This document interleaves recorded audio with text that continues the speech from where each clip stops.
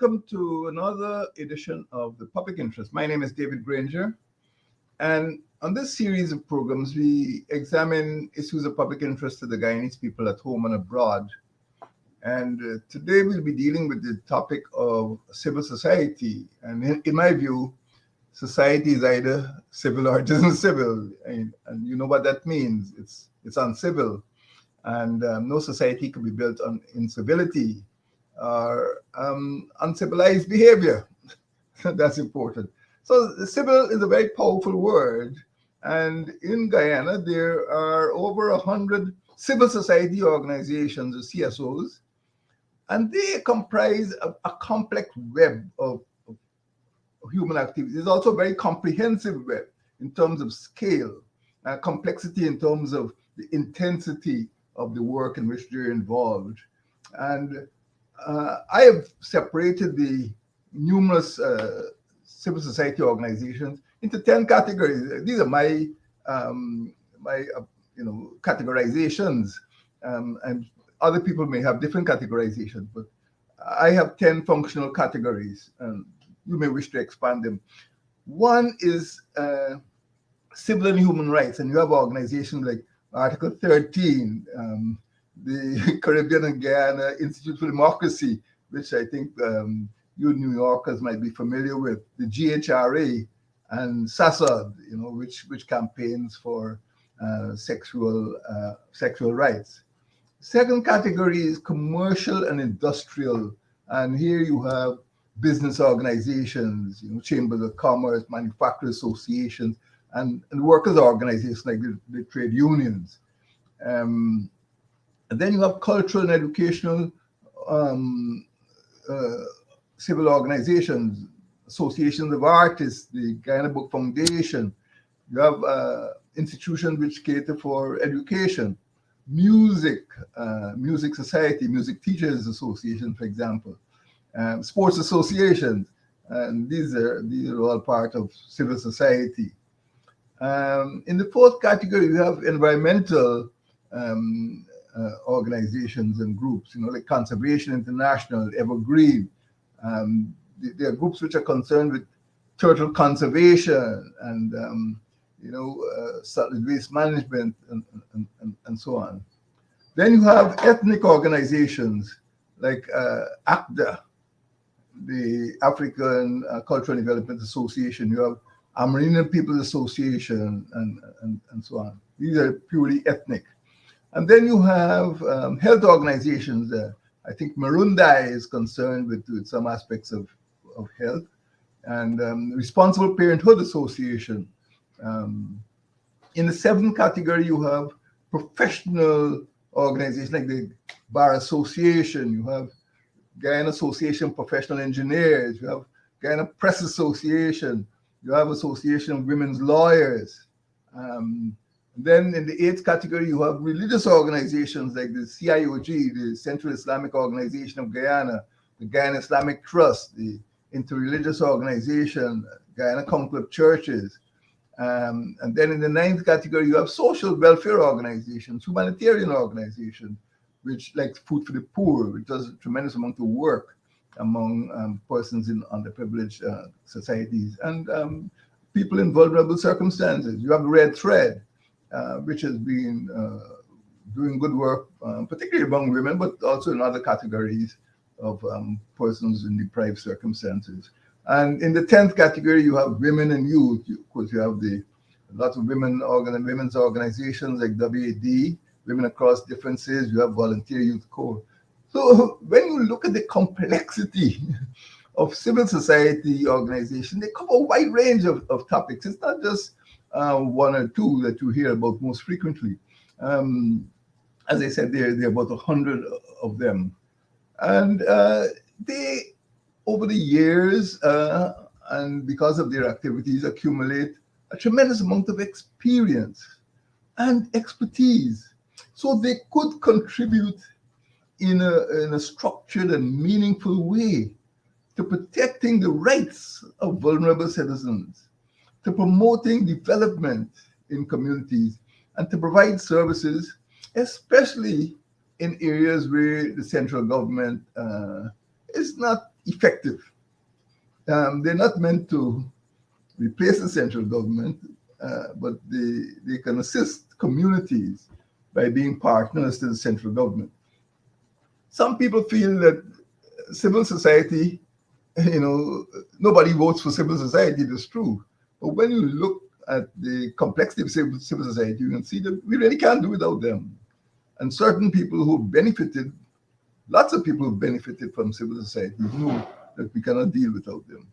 Some civil society organizations foster awareness of people's rights and they assist the needy. Some of them bring relief to persons living with AIDS and HIV. And within recent years, they've helped in conducting HIV testing. I think there are about 9,000 Guyanese who are living with AIDS. And civil society organizations help to provide relief for those people and testing for them as well. Some organizations protect children from abuse and they assist women who have been victims of violence. And as you know, the Guyana Women Miners Organization has actually rescued girls from being trafficked in mining and logging areas in the hinterland. So you can see that they bring a tremendous amount of experience and expertise to their respective areas of competence. The question is, therefore, what challenges confront civil society? Some of you may think they're extremely useful, but let us look at the challenges. They do face challenges. And as I said a minute ago, some politicians say nobody votes for civil society because they're not a political party. So why should we pay attention to them? The parties have the power, the parties get the votes, but civil society is not running for elections. In my view, government today is the greatest challenge to civil society. Government sees civil society as an unelected group. They're not responsible to a constituency, and they feel that if civil society becomes too robust, it could erode the political parties' electoral support, and they could humbug or hamper the policies of government by coming up with alternatives or by trying to block, initiatives that government is taking. But the PPP, I think historically, arguably more than any other political party, has been the greatest beneficiary of civil society support in Guyanese history. But today, the PPP has become its angriest adversary. I don't think there's any other organization that attacks civil society so relentlessly, so consistently like the PPP.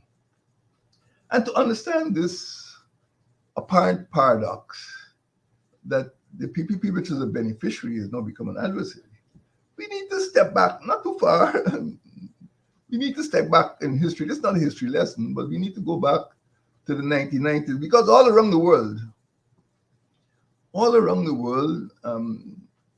it seemed like some historical coincidence that with the fall of the Soviet Union, there was a flowering of movements in different countries for freedom, for greater democracy, for transparency. And in Guyana, too, after nearly 28 years of rule by one party, people wanted a change. And an organization called the Guyanese Action for Reform and Democracy, it goes by the acronym GUARD, G-U-A-R-D. Maybe in Guyanese social history, GUARD was the strongest civil society organization that we've ever had. It was established in 1990. Maybe the older persons among the audience this morning could remember the formation of GUARD in 1990. And they saw themselves, the members saw themselves as a civil organization, not as a political party, but they wanted to bring about electoral reform. Um, there were some antecedents, but we needn't go into all of that. The People's Coalition for Democracy and all that. But as of 1990, the Guyanese Action for Reform and Democracy was established to bring about electoral reform, not to compete in elections. And it started to attract massive support. If you ever saw one of those guard rallies, and no matter which party you belong to, I don't think either the PPP or the PNC at that time uh, felt they could have attracted such huge crowds at Independence Park. Um, and I do believe that both big parties, the PPP and the PNC, were a little worried about the momentum that was being created by GUARD. What did the PPP do? The PPP appointed GUARD's chairman to a partisan political office. And this act, more than anything else, destroyed that organization's non-political and civil credentials. Go back in history from the moment GUARD, GUARD's chairman accepted the poison chalice and ran on the PPP ticket. GUARD started to wobble, and very soon it completely disappeared because people said, hey, you said you're non-partisan, you're non-political, you're just concerned with electoral and constitutional reform, and here's your chairman going on the PPP ticket. So after that happened, the PPP adopted the suffix C, civic. That is when the PPP became PPP civic. And the C came from civic, from civil society. So even though after the general and regional elections of 1992, the PPP ceased to be PPP, started to become civic.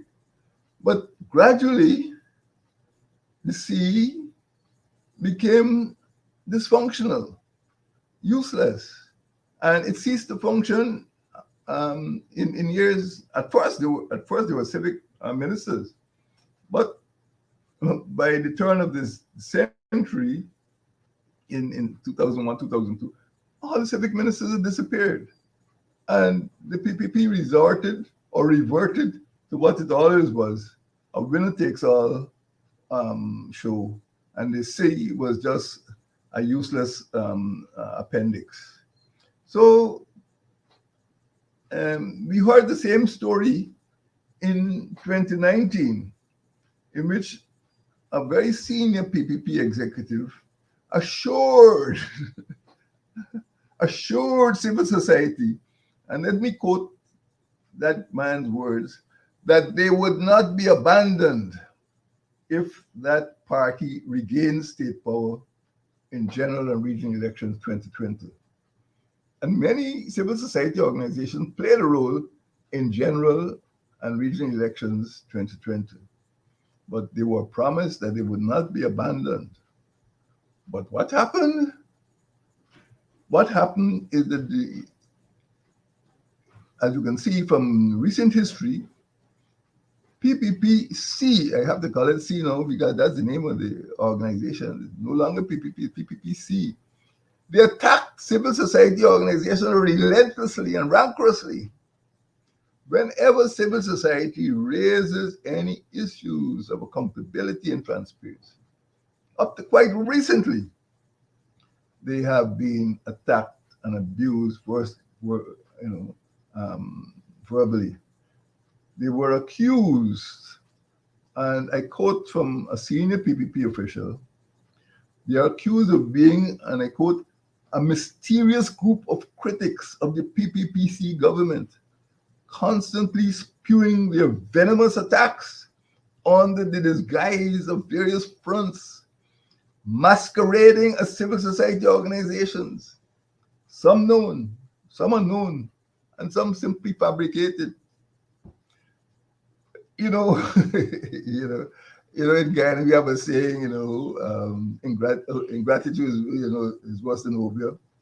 And this is the party that benefited in 1992 and 2020 from the support of civil society.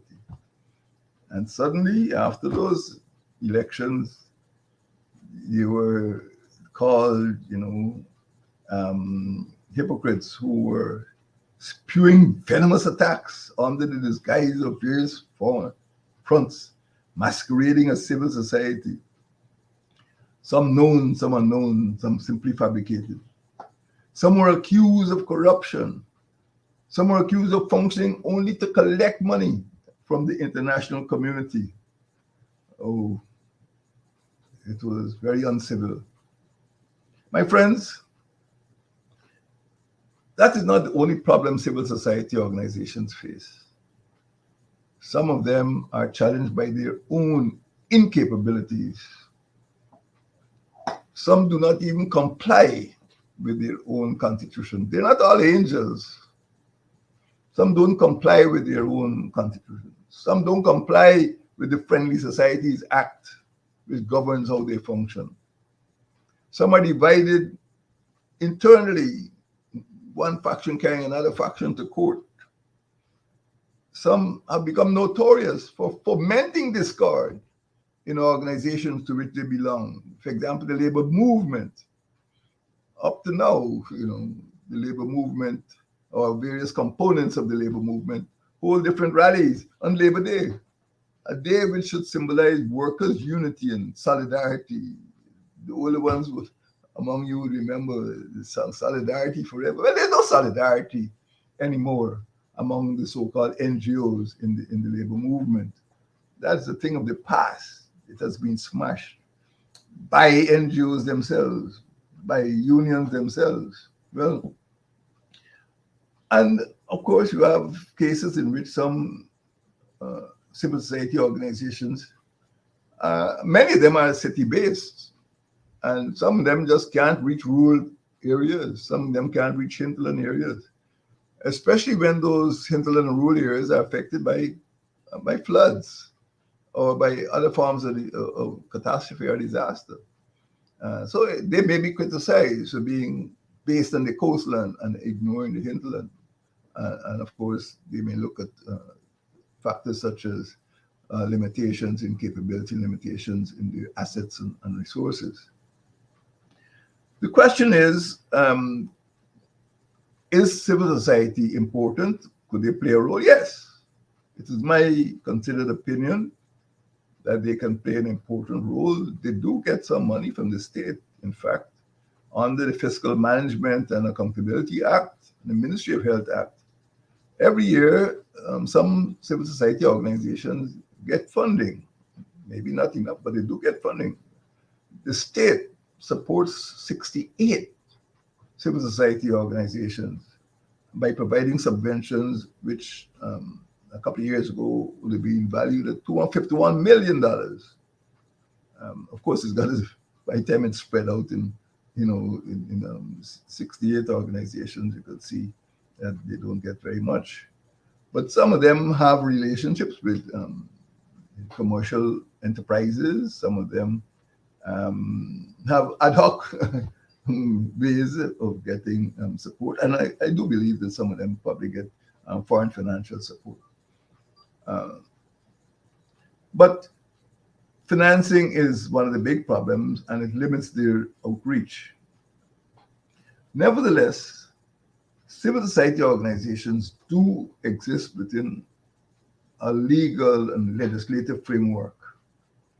And some of them do have legal personality. You just can't set up a civil society organization. There is a legal framework, there are legal requirements. And some are required to register under the Companies Act, the Friendly Societies Act, and some of them are established by virtue of an act of parliament and by trustees.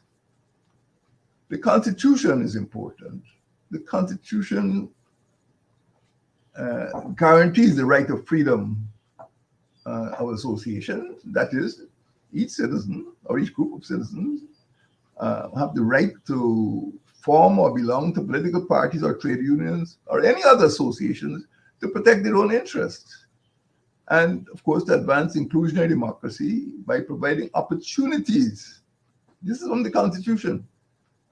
To foster inclusionary democracy by providing opportunities for the participation of citizens and their organizations in the management and decision-making process of the state, with particular emphasis on those areas of decision-making that directly affect their well-being.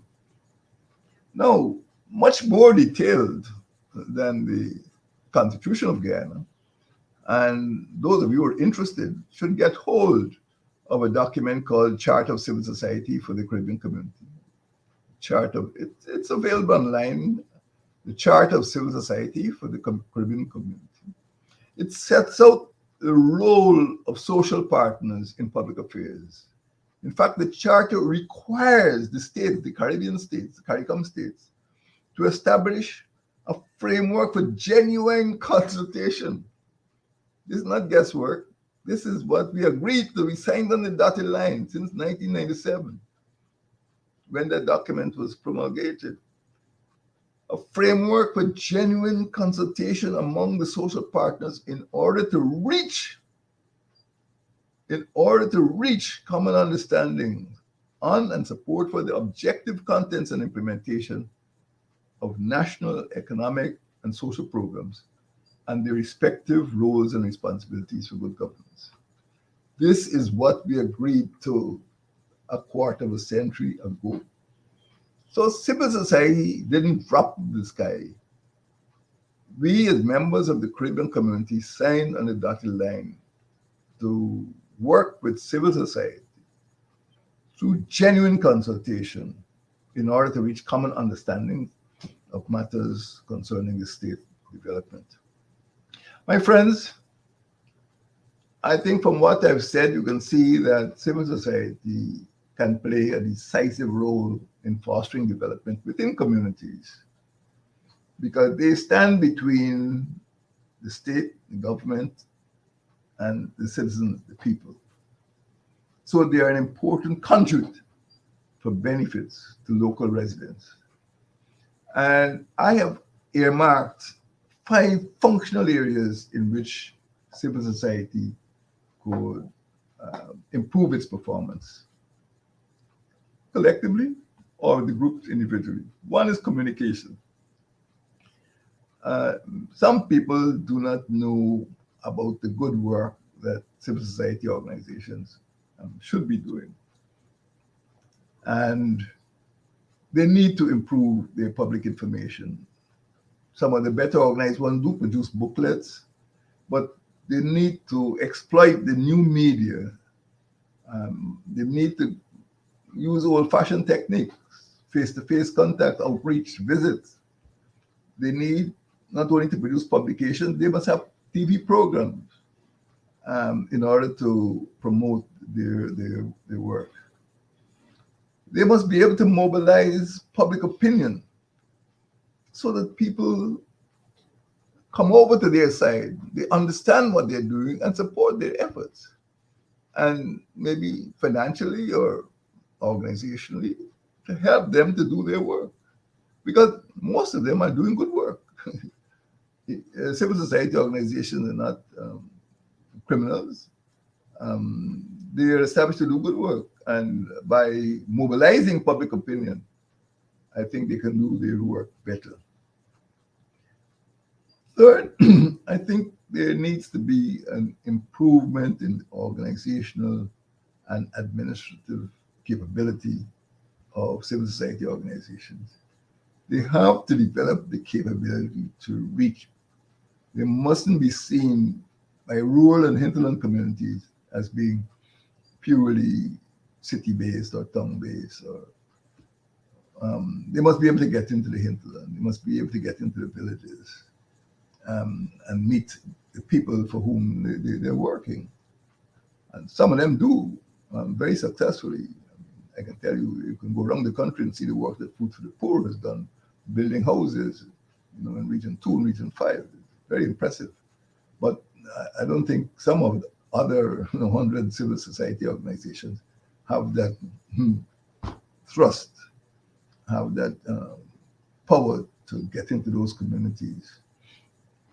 Uh, the fourth area of improvement that I would recommend is that they must be seen to represent a significant problem. They must represent a significant sector of society. It mustn't be for one or two small groups. They must be able to represent a significant sector of society or a significant and relevant social issue. You know, things like flooding. May, June rains are coming and there'll be floods and people will suffer. And sometimes in some communities, the only people they can look to are civil society organizations to provide boats to go up rivers or to provide relief. So that is very important. But the fifth criterion is trust. And when a civil society organization destroys that trust, or when that trust is eroded, it loses its credibility. This is what happened to GUARD in 1992. The trust was destroyed. Credibility was just blown apart. GUARD died. And now you know why GUARD died. My friends, people make the nation. People. And the government should govern not in its own interests. It should govern for the people, in the people's interest. The state has a duty to foster the effective functioning of civil society organizations because these are people's organizations. And CSOs are the building blocks of social cohesion and economic development. There is no place in Guyana for abuse and incivility. There's no place for the sort of incivility that you would see almost daily through the media. Guyana should move past that stage. For us, society is either civil or it isn't. And civil society is a pillar. Civil society is a pillar of civility in Guyanese society. Thank you, and may God bless you.